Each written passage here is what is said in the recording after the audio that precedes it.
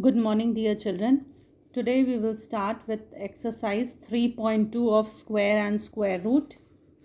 Starting with question number 1. Question number 1 says that write 5 numbers which you can decide by looking at their ones digit that they are not square number.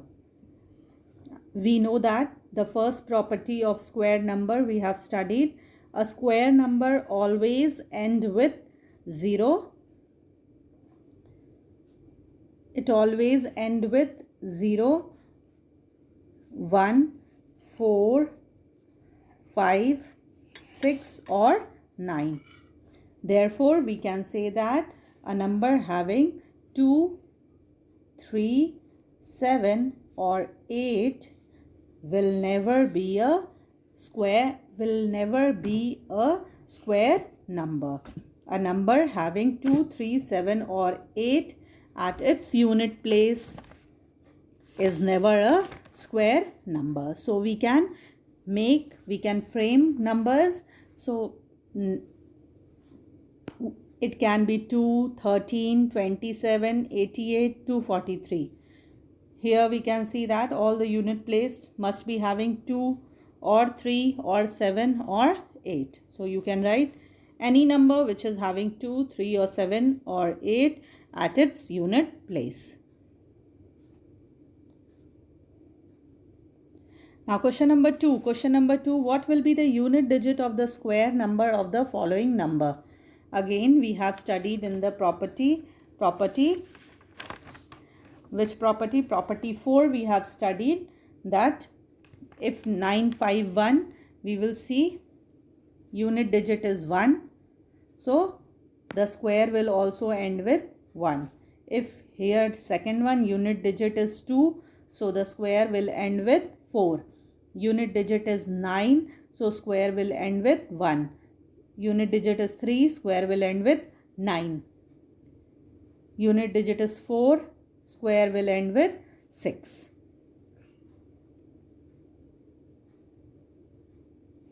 Now question number 3. The following number are obviously not perfect square. Give reason. 5, 6, 7. First number is 5, 6, 7. Here we can see that it has 7 at its unit place.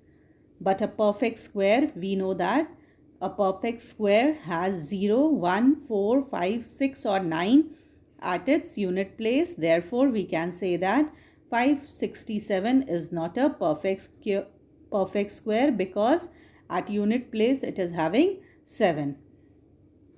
Question number 2, 2453. Here again you can see that it has 3 at its unit place, but a perfect square has which numbers? 0, 1, 4, 5, 6 or 9 at its unit place. Therefore, 2453 is not a perfect square. Question number 3 again continued. We have seen, you can see question number 5, 74,000. One more property you have studied, that numbers which are having zeros. So in the second property you have studied a number ending in an odd number of zeros is never a perfect square. Here you can see that there are how many zeros? 3 zeros are there. 3 zeros are there. So you can say that 3 is an odd number. So you can say that number is having odd number of zeros. A number ending in an odd number of 0 is never a perfect square. Therefore, 74,000 is not a perfect square. Question number 4. The square of which of the following numbers would be an odd or an even number? Why? Question 1, 573. Here, square of 573 is an odd number because if a number is having 3 at its unit place, then its square will end with 9. We have studied if a number is having 3 at its units place, then the square will end with 9. Therefore, 9 is an odd number. Here you can see 9 is an odd number. Therefore, you can say square of 573 will be an odd number. Next question, 4096. 4096, square of 4096 is an even number because if a number is having 6 at its unit place, here you can see 6 is there at its unit place, so the square will end with 6. So the square will also end with 6. Therefore, 6 is an even number. Therefore, square of 4096 will be an even number. Now, question number 5. Question number 5. How many natural numbers lie between square of the natural numbers 12 and 13? We know that we have studied in the properties in the previous lecture. There are 2n non-square numbers between n and n plus 1. 12 is n and 13 is n plus 1. So this can be written 12 and this can be written 12 plus 1. That is what we have written. Therefore, natural numbers between 12 and 12 plus 1 will be equal to 2n. 2n means 2 into value of n we have got here 12. 2 into 12. So the answer will be 24. Therefore, 24 natural numbers will lie between 12 and 13. Question number 6. Question number 6. 1. Without adding, you have to find the sum. Question is 1 plus 3 plus 5 plus 7 plus 9 plus 11 plus 13 plus 15. Now here what we will do, we will count the numbers. How many numbers are there? 1, 2, 3, 4, 5, 6, 7, 8. Now we know that the sum of first n odd natural number is n square. Whatever number 8 we have got, the answer will be square of this. Therefore, we can say that there are 8 odd natural numbers. So the answer will be 8 square and the answer will be 64. So simply here we will count the numbers. How many odd numbers are there? We will do the square of that and answer will be whatever we will get. So answer here it will be 64. Now next question, question number 7. Express 64 as the sum of 8 odd numbers. Sum of 8 odd numbers. So opposite of that, opposite of question number 6, we can write first odd number is 1, 8 odd numbers. So 8 numbers we will write. 8 first 8 odd numbers. We will write 1, 3, 5, 7, 9, 11, 13, 15. First 8 odd natural numbers. 1 plus 3 plus 5 plus 7 plus 9 plus 11 plus 13 plus 15. This will be your answer. Now next question, question number 8. Question number 8. Express the following as the sum of two consecutive integers. Third question we will do. Question is 47 square. 47 square. Now the first number here, what we can say is how we can take out the first number. We know, we have studied in some interesting pattern. First number will be equal to m square minus 1 upon 2 and second number will be m square plus 1 upon 2.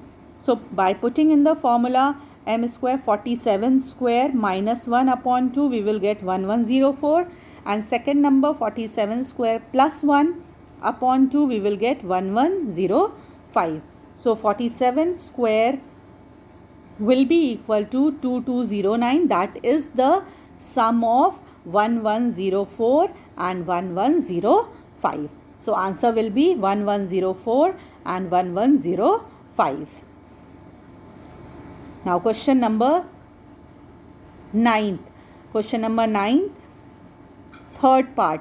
We have to find the square of the following number without actual multiplication. Without actual multiplication, 86 we can write as 80 plus 6 ka whole square.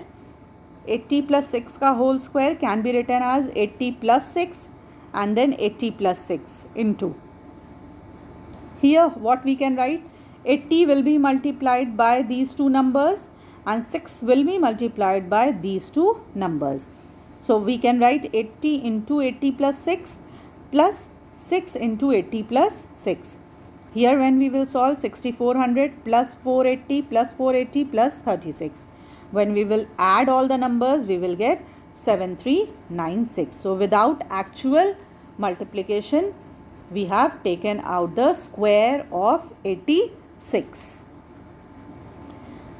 Now next question, question number 10. Find the square of the following number containing 5 in its unit place. We have studied in some interesting pattern to take out the square of number which is having 5 at its unit place. So comparing it with A5, we have studied the formula also. A5, when we will compare it, A5, then A value will be equal to 52. A value will be equal to 52. Therefore, we can write here in the formula A in bracket A plus 1 hundreds plus 25. We can write the value of A 52, 52 plus 1 hundreds plus 25.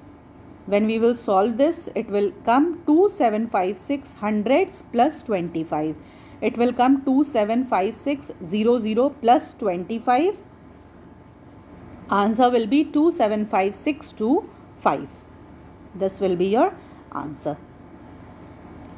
Now next question. Write a Pythagorean triplet whose number is 63. Third part we are doing 63.